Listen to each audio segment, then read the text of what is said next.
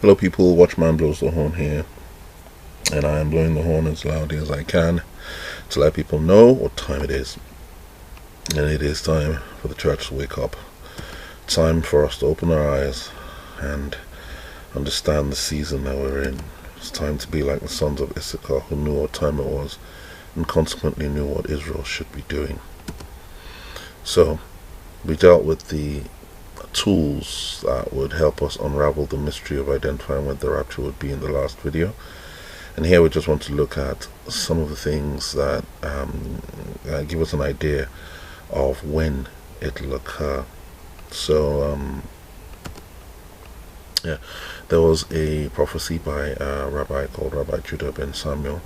I think he died around in the year 1217, but before his death he predicted that 300 years after his death the Turks, the Ottoman Empire, would take Jerusalem, and in 1517 the Turks took Jerusalem, exactly 6 jubilees later, and then he said that they would hang on to Jerusalem for 400 years, just 8 jubilees.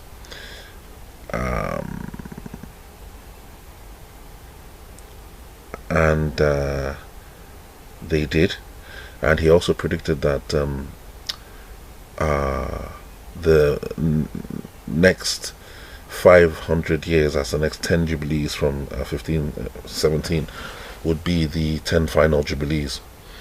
So after the 400 years, of course, in 1917 General Allenby took Jerusalem and liberated it from the Turks, and then Jerusalem was the no man's land for 1 jubilee, and then until 1967, when the 6-day war occurred, and then after that jubilee, Jerusalem was in the hands of the Jews.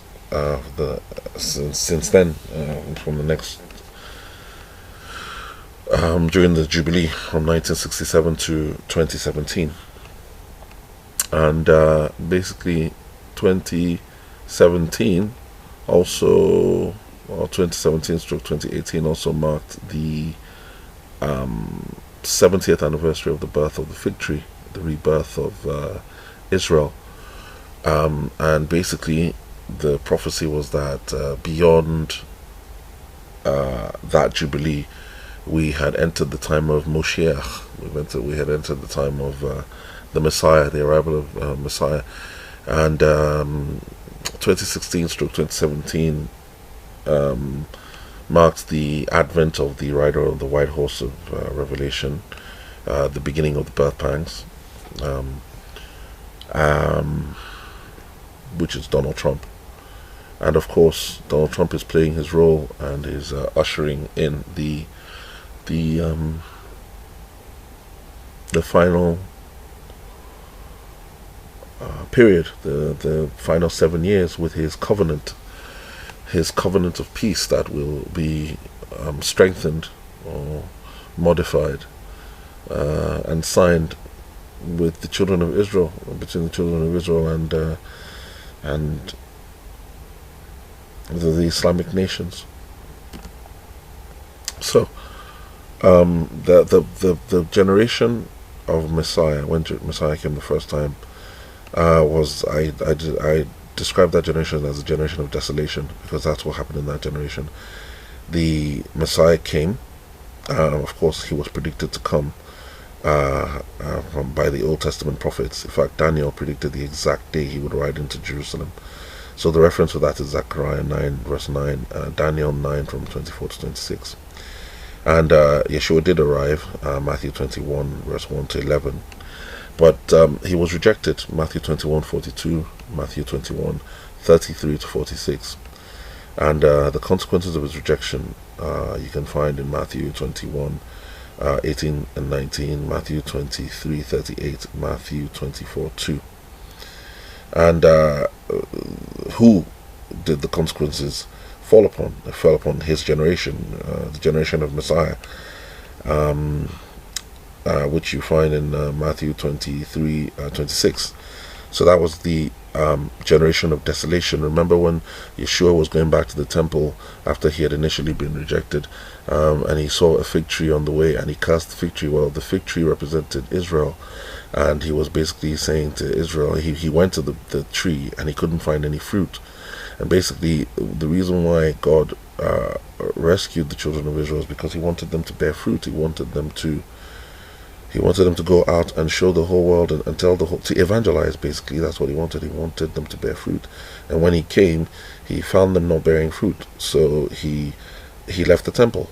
His spirit left the temple. He left the temple desolate. And what he did was he took his spirit and put it in the church, which was what happened on the day of Pentecost. And basically the church went out. So the beginning of that marked the beginning of the age of Pisces, the desolation of the temple, and the scattering of the people into diaspora, and of course the birth of the church and the beginning of the church. So Messiah's first coming, that was the generation of the fig tree, the generation of desolation. The generation of the fig tree was made desolate. So from the birth of Messiah, the 9th of March 5 BC, to the desolation of the temple, 70 AD, was exactly 74 years. So if the pattern holds true, it means that the reverse should be the case. So basically that generation marked the beginning of the age of Pisces. And the age of Pisces has lasted until now. And then of course we now come to the second coming of Yeshua, which is basically the generation of restoration, is what I call it, because of what Yeshua said. So Yeshua said that the generation that sees the budding of the fig tree, that generation would not pass until all the things will be fulfilled. In other words, until Yeshua establishes his kingdom. So that we can find in Matthew 24 verse 32 to 35, and Psalm 47, which is referring to the last, and Psalm 47, Psalm 48. And Psalm 48 is referring to the last generation. Basically in Psalm 48 speaks about the rebirth of the fig tree, and it basically says that the generation that sees that rebirth would be known as the last generation, Aharon, the last generation, the furthermost generation. And then towards the end of that generation basically would be, the birth pangs would begin, because that would be the generation that would see the return of Yeshua. So the references of the end of that generation, you see, so you had the whole generation, and then when you get to the end of the generation, you would now begin to see the birth pangs, of course, and then the birth, which is the rapture, and then the time of Jacob's trouble, and then another birth, another rapture, and then the second coming, the destruction of the Antichrist and the false prophet, and Yeshua establishing his kingdom. So a generation, of course, according to Psalm 90 verse 10 says 70 years, or 80 by way of strength. So if we take 80 years and we add 80 to 1948, when the fig tree budded, Israel became a nation again, that would bring us to the year 2018, 2019. And then of course after that you would expect the birth pangs, period of birth pangs, and then the birth, and then the time of Jacob's trouble. So basically 1948 saw the budding of the fig tree, which Jesus said would be one of the signs of his second coming when he was asked. The reference to that is Matthew 24, verse 32 to 35, Luke 21, verse 29 to 32.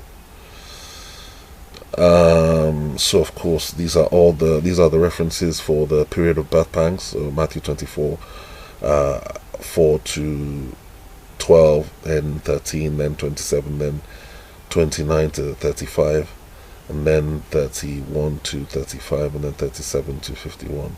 Then Mark 13, 5 to 13, Luke 21, 8 to 19, Revelation 6, 1 to 11, Revelation 12, 1 and 2. These are basically speaking of the birth pangs. These are the period referred to as the birth pangs. And of course, after the birth pangs, you have the coming of the Son of Man. The references Luke 21, 25 to 28, Mark 13, 24 to 27, Revelation 6, 12 to 16, Revelation 12, 3 to 5, 1 Thessalonians 5, 2 to 11, 2 Thessalonians 2, 5 to 7, 1 Corinthians 15, 50 to 58, Daniel 12, 10. These are all the coming of the Son of Man.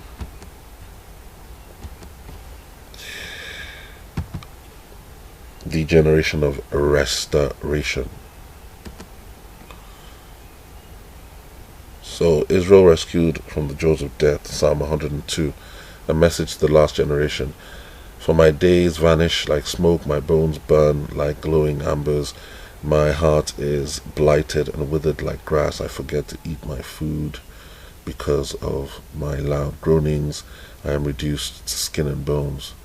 Of course, this is what state that we're in 1948 after the war. For I eat ashes as my food and mingle my drink with tears because of your great wrath. For you have taken me up and thrown me aside. And basically, this was the death before the resurrection. Yeah, they literally died before they rose again and were born again in 1948. So, the fig tree generation, budding of the fig tree. Of course, initially on the 29th of November 1947, and then funny enough, if we look at Psalm 47, which refers to the partitioning of the land of Palestine. So clap your hands, all you nations, shout to God with cries of joy. How awesome is the Lord Most High, the great King over all the earth. He subdued nations under us. He chose our inheritance for us, the pride of Jacob whom he loved. God has ascended amidst shouts of joy, the Lord amidst shouting, a sounding of trumpets. Sing praises to God, sing praises to our King. Sing praises, for God is the King of all the earth. Sing to him a psalm of praise. God reigns over the nations. God is seated on his holy throne. The nobles of the nations gather as the people of the God of Abraham. For the kings of the earth belong to God. He is greatly exalted. Now, this is speaking about the resolution that was passed in the UN in 1947, November 1947. The nobles were gathered and they literally created the land of Israel. So this is foretold in the book of Psalms, Psalm 47, which corresponds with the year 1947. Isn't that interesting? So the fig tree generation, budding of the fig tree, the United Nations partition plan for Palestine, creation of the state of Israel, was proposed by the United Nations, which recommended a partition of mandatory Palestine at the end of the British mandate on the 29th of November 1947. The United Nations General Assembly adopted the plan as Resolution 1812. So the fig tree generation, budding of the fig tree, November 1947. Of course, Psalm 47, as we just saw above, basically saw the birth.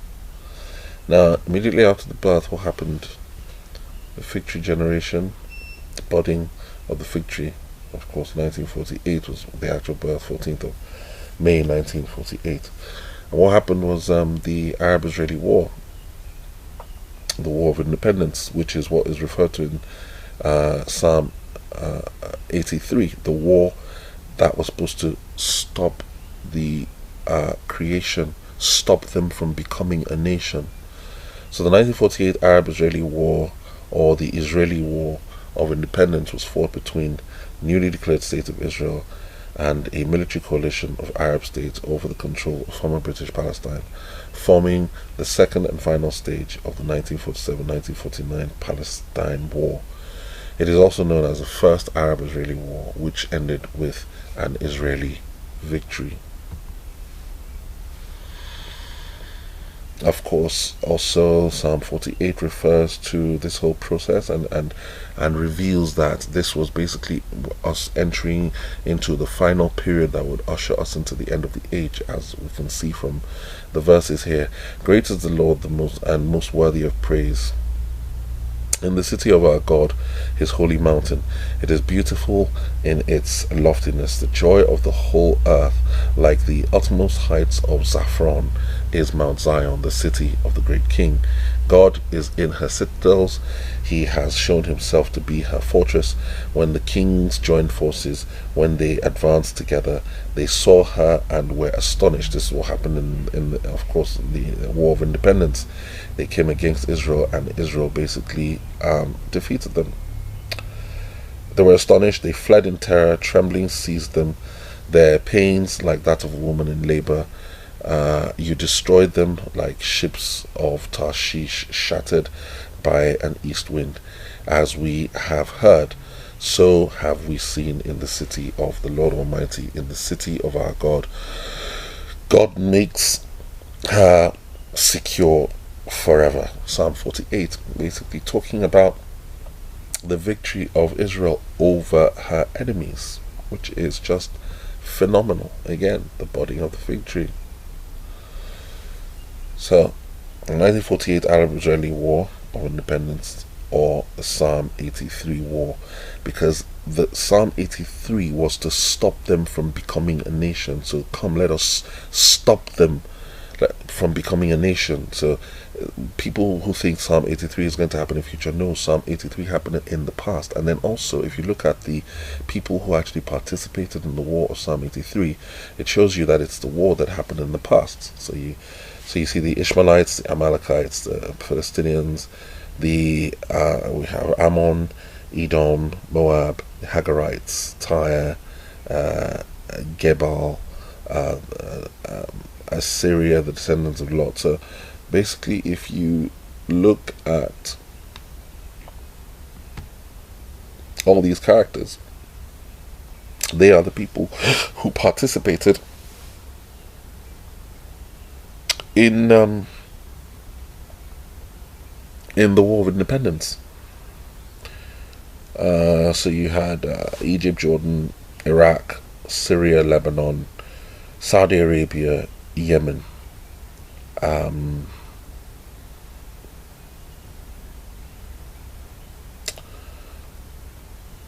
Yeah, I mean, this is probably one of the only wars where Saudi Arabia was part of the people who came against Israel. And if you look at that, you've got the Ishmaelites, Saudi Arabia. So Psalm 83 is a war that has occurred already. So the 1948 Arab-Israeli War of Independence, or the Psalm 83 War, was to prevent Israel from coming back to life. You see, let's cut them off from being a nation. So, a psalm of Asaph. O God, do not remain silent. Do not turn a deaf ear. Do not stand aloof, O God. See how your enemies growl, how your foes rear their head. With cunning they conspire against your people. They plot against those you cherish. Come, they say, let us destroy them as a nation, so that Israel's name is remembered no more. So the whole idea of this, destroy them from being a nation. So this war must have happened at the beginning, just when Israel had just become a nation. With one mind they plot together, they form alliances against you, the tents of Edom and the Ishmaelites, Moab and the Hagarites, Gebalites, Ammonites, the Amalekites, and people from Philistia and Tyre. Even Assyria has joined them to reinforce Lot's descendants. So these are the people that we just, all the people groups that we just saw that fought against Israel at the beginning, trying to cut them off from being a nation, but they failed.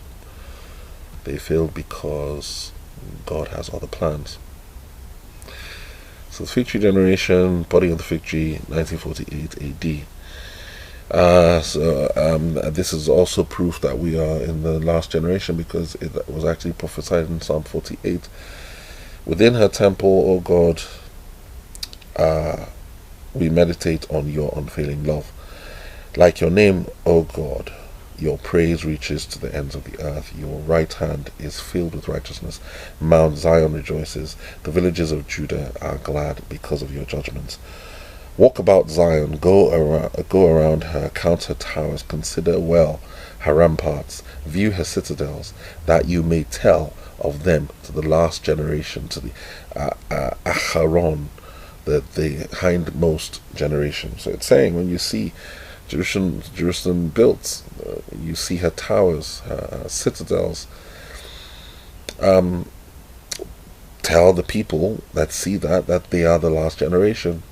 For this God is our God forever and ever. He will be our guide even till the end. Psalm 48. So basically this, the seeing of this was telling us that we had come into the last generation, and we were approaching the end of the age. of the rebirth of the fig tree, Israel, marked the approach of the new age, the age of Aquarius. And of course, beyond 70 years means that we're even much closer to the dawning of the age of Aquarius than we had previously thought.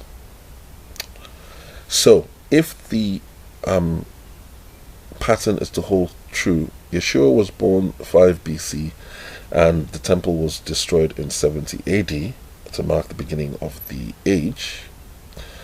So if the pattern is to hold true, it means Israel was born in 1948. So 74 years after Israel's birth, the temple should be standing in Jerusalem, which also gives us an indication to when the rapture will be, because the rapture cannot be after this. The rapture must be before this, because we at the moment are the temple of God. The Holy Spirit dwells in us. Therefore, we must be out of the way before the Spirit of the Lord can return to the temple. And this is what is pretty much predicted in Psalm 122. It speaks of us going into the house of the Lord, the temple, which means that there would have to be a house of the Lord to go into, because Psalm 122, according to J.R. Church, is referring to the year 2022. So, from the birth of Israel, May 14th, 1948 AD, to the dedication of the temple should take 74 years, which brings us to 2022, which is incidentally is what is spoken of in Psalm 122.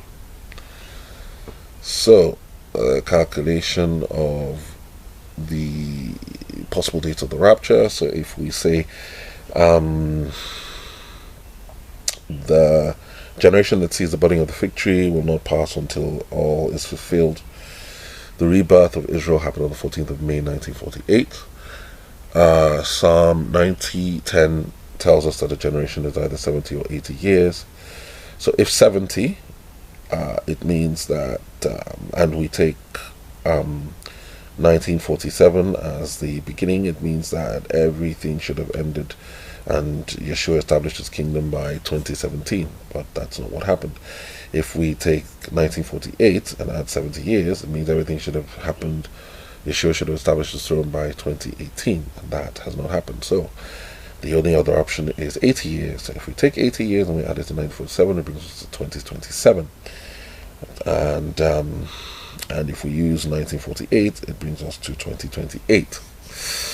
So It means if we have 7 years of Jacob's trouble, which forms the final 7 years of this age, it means that if you use 1947 as the birth date, and you take 7 years from 2027, that will bring us to 2020 as the year of the rapture. But I don't think that will be the year of the rapture, because I think that the date we should use is the 1948 date, the 14th of May 1948, which brings us to 2028.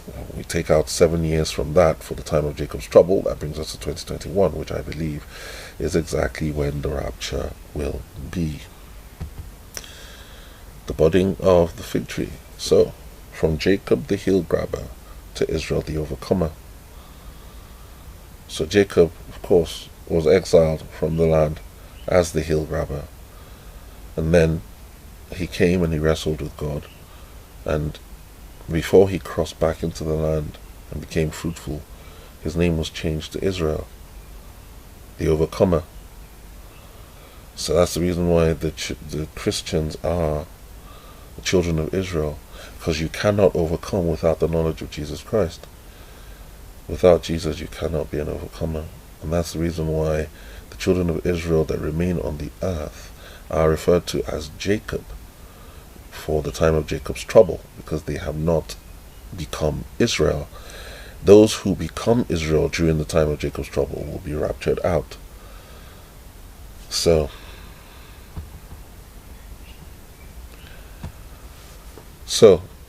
of course, there's also the idea of the 7 days of creation, and then or 6 days of creation, and then the day of Shabbat. So from creation, basically, we've had 6,000 years, which means that at the end of the 6,000 years, we should be entering the Shabbat, and that's the time that we are in now. Another reason to realize what time it is. The Jubilee count, the Jubilees, which is basically how God divided the time. 120 Jubilees, I think, 6,000 years. Some have equated that to what God said, that my spirit would not dwell with man. He would have 120 years. My spirit would not strive with man. It would have 120 years. People say that equals 120 Jubilees, after which our Messiah would arrive. So that's another reason. So another verse that gives us an idea of what timing we should be looking at is in the book of Daniel. So 77s are declared for your people and your holy city, to finish transgressions and to put an end to sin, to atone for wickedness, to bring an in everlasting righteousness, to seal up vision and prophecy, and to anoint the most holy place. Know and understand this: from the time the word goes out to restore and rebuild Jerusalem until the anointed one, the ruler, comes, there will be 7 sevens and 62 sevens. It will be rebuilt with streets and a trench, but in times of trouble. Daniel 9:24-25. After the 62 sevens, the anointed one will be put to death. So, of course, this is what happened at Yeshua's first coming, and will have nothing. The people of the ruler who will come will destroy the city and the sanctuary. So that's the 70 AD destruction of the city and the sanctuary, the temple. The end will come like a flood. War will continue until, now this is referring to the of course, because the sanctuary and the city will be destroyed twice. Once at the first time at 70 AD, and it will happen again during the time of Jacob's trouble, after the halfway point when the Antichrist walks into the temple and proclaims himself to be God. The end will come like a flood, which is what is also referenced in Psalm 124, and also in Revelation 12, the flood that comes out of the mouth of the serpent, like a flood. War will continue until the end, and desolations have been decreed. Um, he will confirm a covenant with many. Of course, this is the time of Jacob's trouble for 1/7.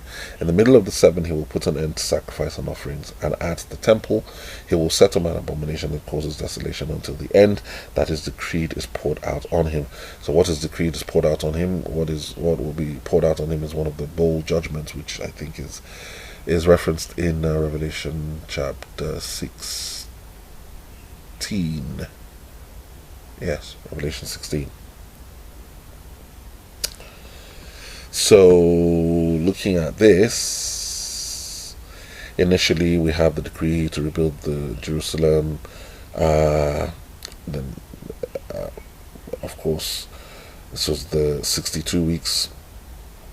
The rebuilding happened 408 BC, and of course, based on the timeline that Daniel gave, Yeshua was slated to arrive the temple in the year 27 AD, and that's when he did.